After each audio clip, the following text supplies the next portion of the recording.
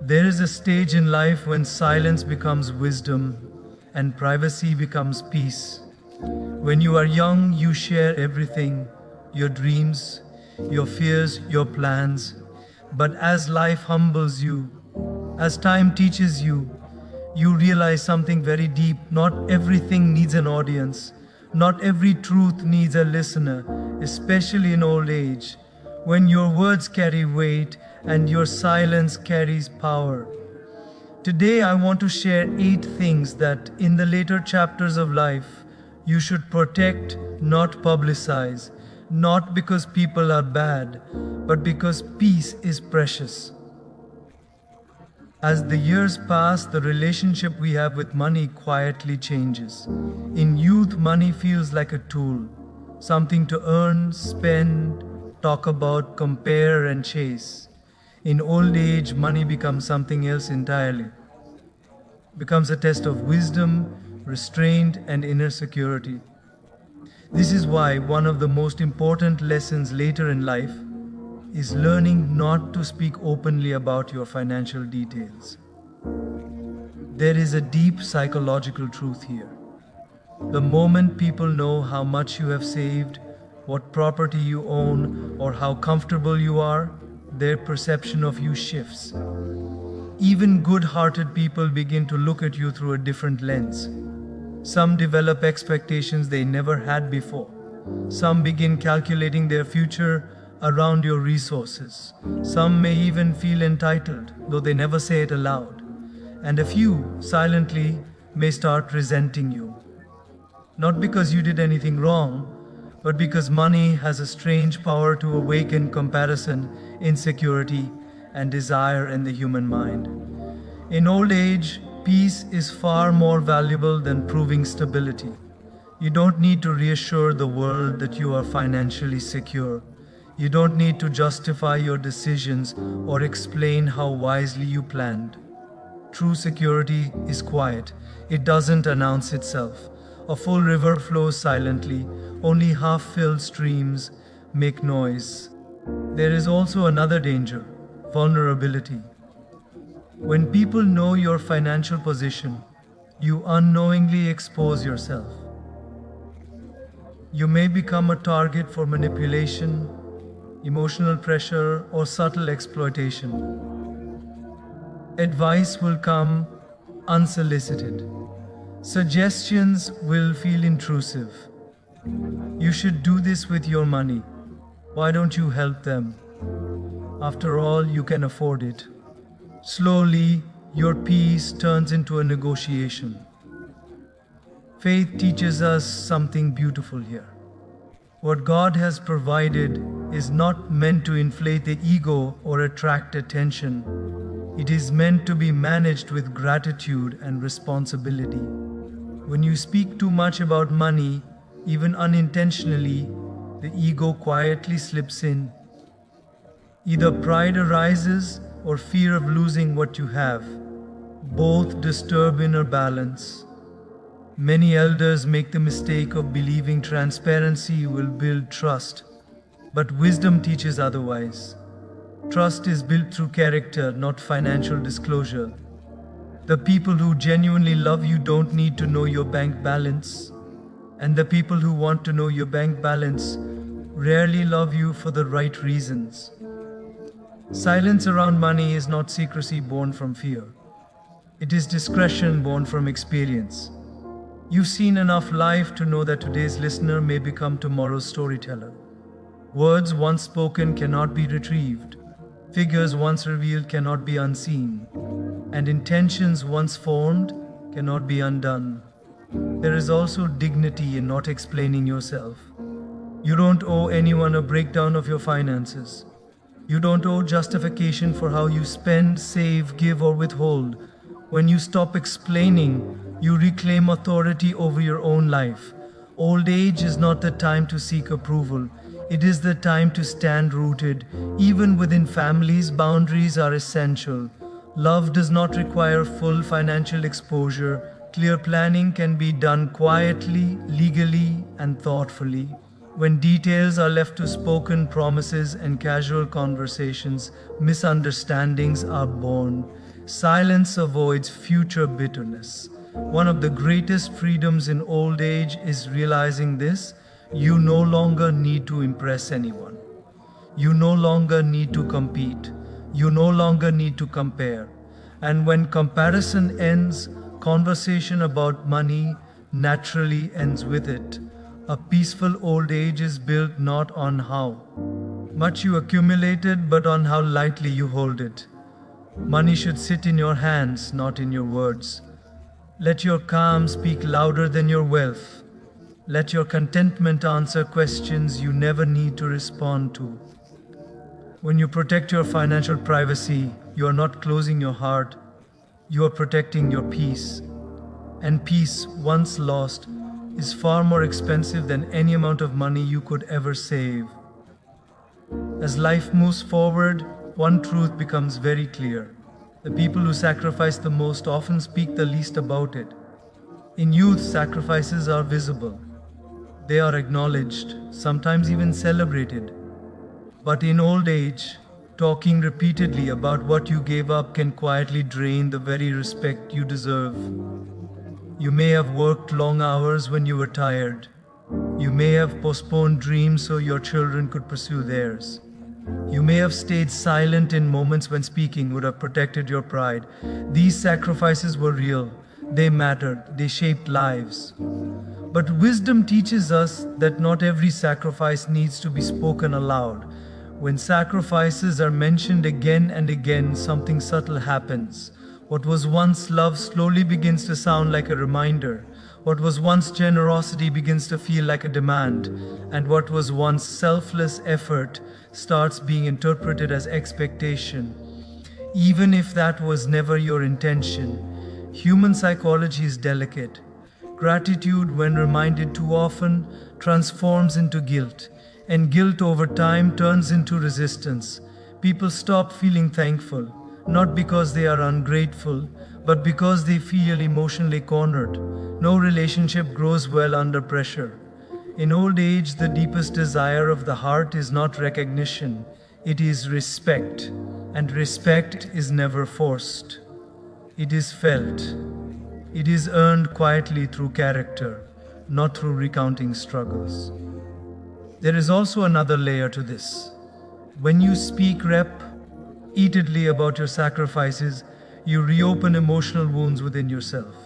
You relive the pain, you revisit the exhaustion, you rehearse the disappointment. What should have healed through time instead stays alive through repetition. Silence, in many cases, is not suppression, it is closure. Faith gives us a powerful lens here. True sacrifice is never wasted. Even when people forget, life remembers. Even when families overlook, God does not. Nothing offered with sincerity ever disappears. It simply changes form. Sometimes it returns as peace, sometimes as protection, sometimes as unseen grace. When elders constantly remind others of their sacrifices, it often comes from a place of unmet emotional need, the need to feel valued. But value does not come from reminding people of what you did. It comes from who you have become through what you endured. Calmness, patience, depth, wisdom, these qualities speak louder than stories ever could. There is also strength in letting go of the narrative. You are not your sacrifices, you are bigger than them. Your identity does not depend on how much you gave, but on how gracefully you now live. Old age is a time to rest in what is, not to negotiate what was. Some elders fear that if they stop talking about their sacrifices, people will forget. But the truth is this: those who truly care never forget. And those who forget would not remember even if you reminded them 1,000 times. Silence here is not bitterness, it is maturity. It is saying, I gave because it was right, not because I wanted something in return. That kind of silence carries dignity. It commands respect without asking for it. There is also freedom in releasing expectations. When you stop expecting appreciation, you stop feeling disappointed. When you stop counting what you gave, you start enjoying what remains. And what remains often is peace. Old age is no the season to keep emotional accounts. It is the season to simplify the heart, to forgive silently, to bless quietly, to sit back and trust that life has its own balance sheet. Let your sacrifices become seeds, not speeches. Seeds grow in silence. And one day you look around and realize the shade you are enjoying came from trees you planted long ago. That realization is enough. As years pass, memories become sharper in unexpected ways. The mind, especially in quiet moments, has a habit of revisiting old crossroads, moments where a different decision might have led to a different life. This is where regrets are born. Almost everyone carries them. Words not spoken when they mattered, words spoken when silence would have been wiser. Opportunities postponed, courage delayed, trust misplaced. Regret itself is not a weakness. It is proof that you have reflected, that you have grown, that you are no longer the same person who once made those choices. But wisdom in old age teaches something very important. Not every regret needs to be shared. When regrets are spoken to the wrong people, they rarely bring healing. Instead, they invite judgment. Some listeners will trivialize your pain. That's nothing. Everyone goes through that.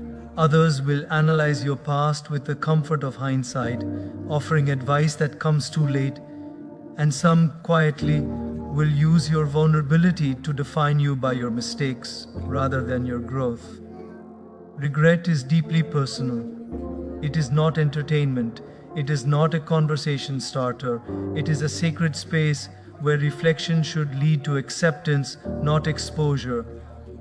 There is also a psychological burden in repeatedly speaking about regrets. Every time you tell the story, the mind relives the moment. The emotions resurface. The heart tightens again. What could have slowly healed instead becomes a loop, replayed, reinforced, and relived. Silence, in this case, is not denial. It is mercy toward yourself. Faith offers profound comfort here. Life is not lived in straight lines. It is lived in curves, pauses, detours, and delays. What you call regret today may have protected you from something you cannot see. What you think was a missed opportunity may have redirected you toward growth you needed more than success. When trust deepens, regret softens. Sharing regrets also creates an imbalance in relationships. When elders openly dwell on their mistakes, younger listeners may lose confidence in their own decisions, or worse, begin to see life as something to fear rather than embrace. Wisdom should inspire courage, not caution rooted in fear. There is a quiet dignity in owning your past without narrating it repeatedly. You don't need to explain why things didn't work out. You don't need to justify choices made with limited knowledge at the time. You did the best you could with what you knew then. That truth alone is enough. Another danger of sharing regrets is comparison. Someone else's story may make you feel your regret was smaller or larger. Neither comparison brings peace. Regret is not a competition. It is a personal teacher. And like all good teachers, its lessons are meant to be absorbed, not announced. Old age is meant to be a season of integration, where lessons learned quietly become wisdom lived openly. When you stop speaking about what went wrong, you start embodying what went right. Your calm presence, your patience, your empathy. These are signs that regret has already done its work. There is also forgiveness, not just of others, but of yourself. Self-forgiveness rarely arrives through conversation. It arrives through stillness, through prayer, through understanding that life is not about perfection, but about progress with sincerity. When you forgive yourself, regret loosens its grip. Some regrets, of course, need expression, but only in safe spaces. A trusted guide, a counselor, a spiritual companion, someone who listens without judgment and responds without superiority. Random listeners are not healers. Depth requires discretion. When regrets are kept private, something beautiful happens. They transform into humility. They make you kinder to others' mistakes. They give you advice. They make you wiser without making you bitter. This is the highest form of learning. Old age is not about replaying old chapters, it is about understanding the story as a whole. You are not defined by one decision, one failure, or one missed chance. You are defined by how gracefully you carry all of it. Let regrets become teachers, not topics. Let reflection replace repetition. And let peace come from acceptance, not explanation. When you stop telling the story of what went wrong, you finally make room to live the truth of what still remains right as life matures. One of the most sensitive areas of wisdom is learning how to handle family conflicts, because nothing cuts deeper than pain that comes from your own people. Strangers can hurt you and walk away, but family wounds linger. They echo. They stay with you in quiet rooms and sleepless nights. And yet, despite that pain, old age asks for a higher level of restraint. Never make private family conflicts public conversations. When disagreements happen within families, emotions run high. Expectations are greater. Disappointments feel personal. And when things don't go as hoped, the natural instinct is to talk, to release the weight, to feel heard, to seek validation. But wisdom whispers something different. Not everyone who listens wants healing. Some want stories, some want sides, some want drama disguised as concern. The moment family conflicts are shared casually, they stop being problems seeking solutions and become narrative heirs seeking attention. And once a narrative leaves your mouth, it no longer belongs to you. It travels, it gets reshaped, it grows sharper edges. What began as a moment of vulnerability turns into a permanent label attached to someone you still love. There is also an unseen cost. When elders speak negatively about their children, spouse, or relatives, they unknowingly weaken the very foundation they once built. Younger generations may listen respectfully, but subconsciously trust erodes. Respect shifts, roles reverse, guidance turns into complaint, and wisdom loses its weight. Family problems are complex. Outsiders rarely understand the full picture. They don't know the history, the sacrifices, the unspoken efforts, or the silent forgiveness that held things together for years. They hear fragments, and fragments create faulty conclusions. Advice given from incomplete understanding often causes more harm than silence ever could. Faith teaches us something profound here. Protect what you want healed. Exposure is not always medicine. Some wounds heal better when covered with patience, prayer, and time. Speaking less does not mean accepting injustice. It means choosing the right space for resolution. Another truth is this: when you repeatedly speak about family conflicts, you relive the pain again and again. The mind rehearses arguments, the heart keeps score. What could have softened over time becomes sharper through repetition. Silence here is not surrender, it is self-preservation. There is also dignity in restraint. Elders carry a certain moral authority, whether they realize it or not. When they complain openly, it gives permission for others to judge freely. But when they hold their tongue, they silently teach strength. They show that maturity is not loud, it is grounded. Some elders fear that staying silent means being misunderstood. But wisdom knows this, Bain. G at peace is more important than being understood by everyone. You don't need public sympathy, you need inner balance. And inner balance grows when you stop feeding conflict with attention. This does not mean suppressing emotions. Emotions need expression, but with the right people. A trusted guide, a counselor, a spiritual mentor, someone who listens to heal, not to react. Speaking to everyone is easy. Speaking to the right one is wise. Another danger of sharing family conflicts is alignment. People begin choosing sides. And once sides are chosen, reconciliation becomes harder. Pride steps in. Ego takes control. And what could have been resolved privately now requires public retreat, something very few people are willing to do. Old age is not the season to prove who was right. It is the season to preserve relationships where possible and protect peace where it is not. Sometimes wisdom is knowing when to speak. And sometimes wisdom is knowing when silence speaks louder than words ever could. When you stop talking badly about family, something changes inside you. Compassion grows. Understanding deepens.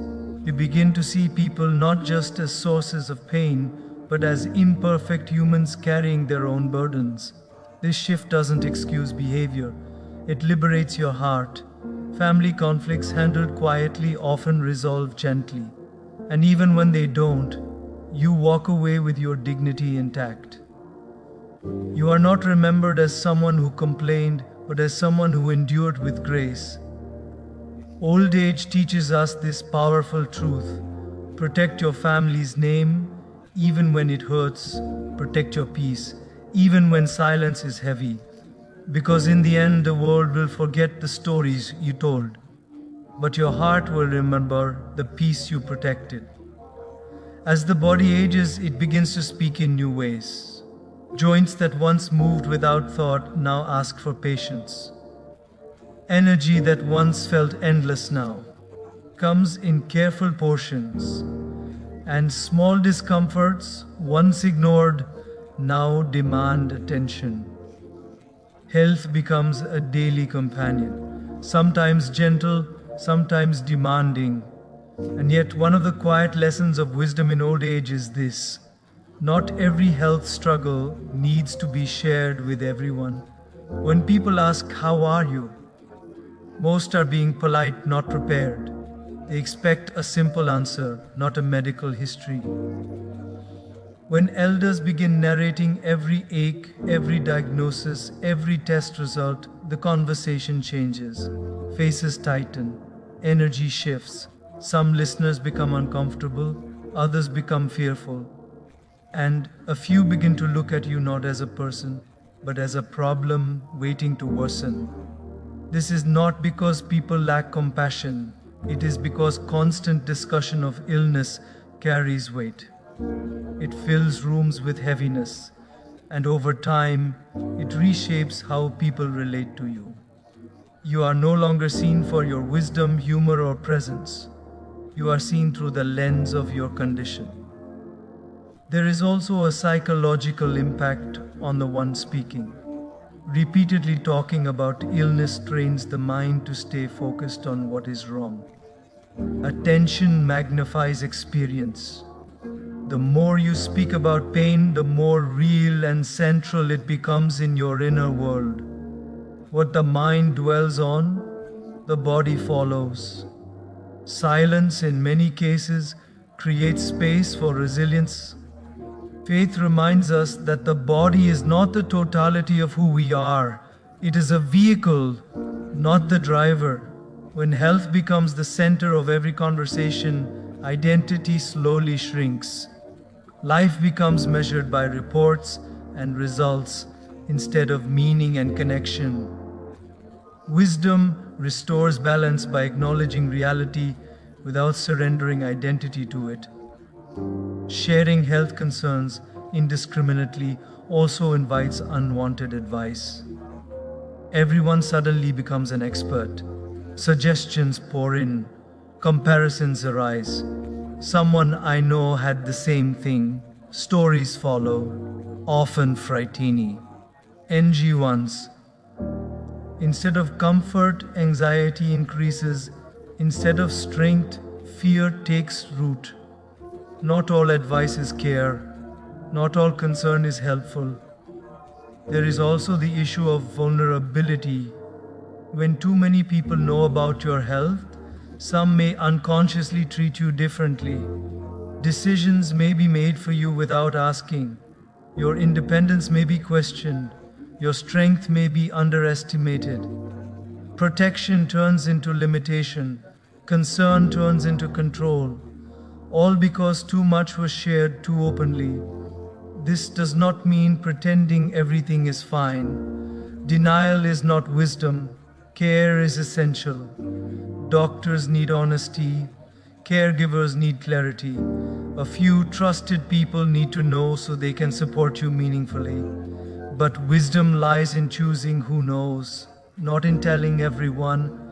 Old age is not about proving toughness by silence, nor about gaining sympathy through exposure. It is about balance. It is about saying, I am managing and meaning it. It is about allowing dignity to walk alongside vulnerability. There is also grace in privacy. When health struggles are kept within a small, safe circle, conversations with others remain light. Laughter stays possible. Joy stays accessible. You are not constantly reminded of what is wrong. Life continues to offer moments of normalcy, and those moments heal more than medicine ever could. Another subtle truth is this: when elders speak calmly and minimally about health, they inspire strength in others. Younger listeners see aging not as something to fear, but as something that can be handled with grace. Complaints create fear. Composure creates courage. Silence here is not loneliness. It is leadership. It is choosing to carry your challenges without making them everyone else's burden. It is trusting that not every struggle needs an audience to be valid. Prayer, reflection, and acceptance play a powerful role here. Some pains are healed, some remanaged, some remain. Peace comes not from eliminating discomfort, but from not allowing it to dominate your identity. When faith anchors you, health becomes a chapter, not the entire story. Old age teaches us that strength looks different now. It looks like patience. It looks like humility. It looks like knowing when to speak and when to rest in silence. And it looks like protecting your dignity even when the body feels fragile. When you stop introducing yourself through your illness, you remember who you truly are beyond it. A soul with depth, a life with meaning, a presence that still matters. Let health be cared for, not broadcast. Let pain be acknowledged, not announced. And let your conversations be filled not with symptoms, but with serenity.